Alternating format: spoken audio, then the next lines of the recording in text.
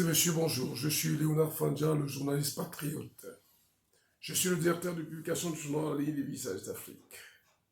C'est un journal dont la ligne éditoriale est le combat pour le triomphe de la justice et de la vérité. C'est un engagement à vous servir la version décolonisée de l'information, c'est-à-dire une information juste, vraie, authentique, non biaisée, favorable à l'émergence de l'Afrique en général et du Cameroun en particulier. C'est aussi un engagement à ne dire que la vérité, toute la vérité et rien que la vérité. Bienvenue donc sur notre page YouTube, Les Visages d'Afrique, et sur la page éponyme Facebook, sur Facebook. Mais avant, nous allons rendre grâce à Dieu.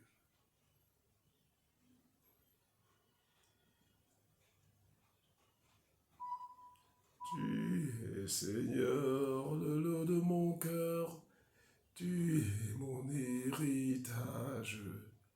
En toi, Seigneur, j'ai mis mon bonheur, toi, mon seul partage. Voilà, je ne suis pas choriste, mais je fais l'effort de... J'ai toujours chanté, car on dit chanter, c'est prier 2 fois.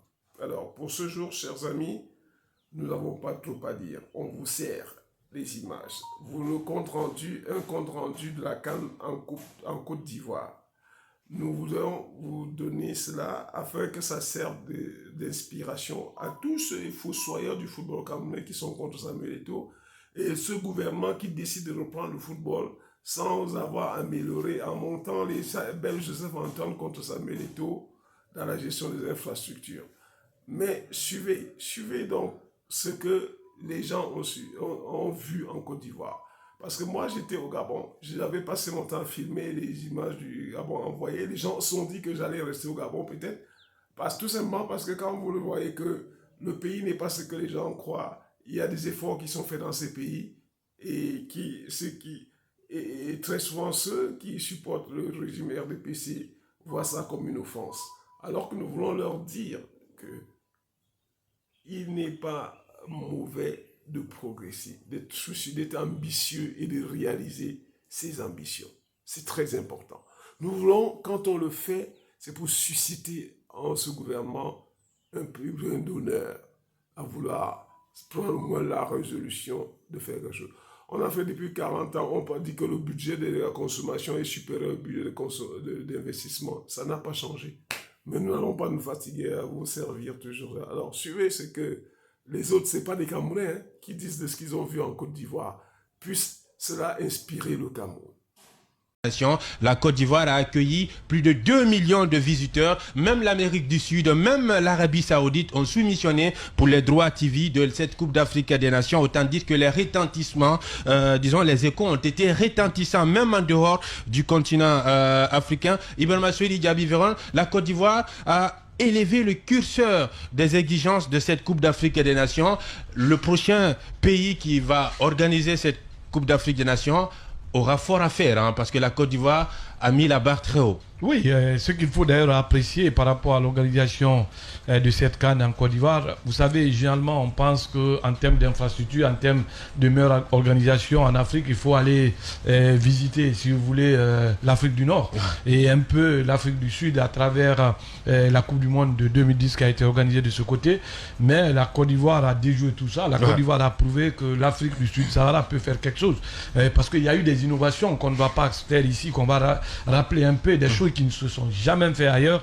Et par exemple, quand vous prenez les terrains d'entraînement, et pour la première fois dans une CAN, vous avez 24 équipes, vous avez 24 terrains d'entraînement, et en tout cas, chaque équipe avait sa clé de terrain d'entraînement. Tu n'as pas besoin d'attendre les adversaires parce que ailleurs on a vu, même au Maroc, en Égypte, c'est quand même 2 équipes par terrain. Il faut faire des programmes d'entraînement et ils ont réussi à faire ça. Et ce qui est encore très intéressant, ils n'ont pas fait des terrains d'entraînement pour les faire, mais ils ont fait des terrains d'entraînement avec des pelouses identiques aux terrains de compétition. Vous savez, ça c'est important parce que pour une mise en place pour pouvoir s'adapter à la pelouse. Souvent, ça fatiguait les équipes. Mais maintenant, ils ont pu corriger tout ça. C'est peut-être du côté des tribunes, l'architecte qui est au niveau du grand stade qui est différent. Mais au niveau de la pelouse, là où le spectacle se passe, c'était la même chose.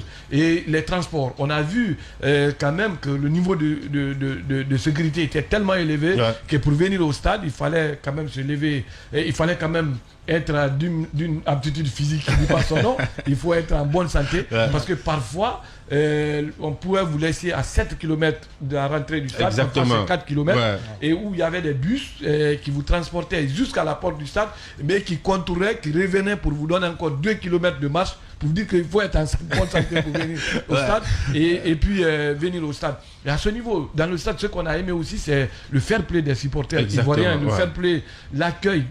Moi, je suis tellement d'accord que c'était la canne de l'hospitalité, parce que personne n'a été inquiété, personne n'a été agressé, et on n'a jamais demandé des téléphones perdus ont été retrouvés. Voilà, de ces papiers autres, des téléphones perdus ont été retrouvés. On a vu à chaque fois la Côte d'Ivoire perdait, il y avait des chansons qui sortaient. Exactement. C'est notre canne, on s'en fout. Et après, on a vu des équipes qui ont été éliminées ou bien qui ont rendu la tâche difficile pour la Côte d'Ivoire, qui ont été supportées. Je me rappelle du match Guinée équatoriale où toute la Côte d'Ivoire est venue supporter la Guinée équatoriale. Et voilà, donc tout ça. La Guinée a gagné spaghetti gratuit. Et effectivement, c'était ça aussi.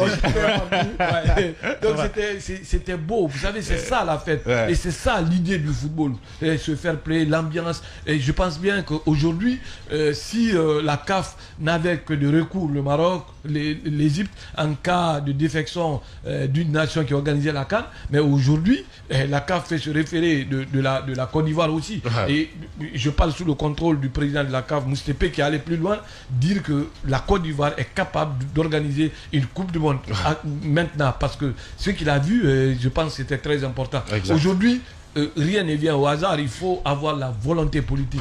Il faut s'investir, il faut être là. Nous, on a été en Côte d'Ivoire, on voit la compétition se jouer et toute la ville était encore en chantier. Il y a des ponts qui fleurissent un peu partout. Et c'est pourquoi j'ai aimé quand Paul dit que c'est un pays qui sort de la guerre civile, mais tu ne peux pas te rendre compte. Quand tu es à Abidjan, quand tu es à Yamoussoukro par exemple, vous avez des routes dans les quartiers, les routes qui sont dans les quartiers, qui font 2 fois plus grandes que les autoroutes de Conakry. Il faut le dire. Mais quand même, tu n'as jamais d'embouteillage, tu n'es pas inquiété, tu as tout est à l'aise.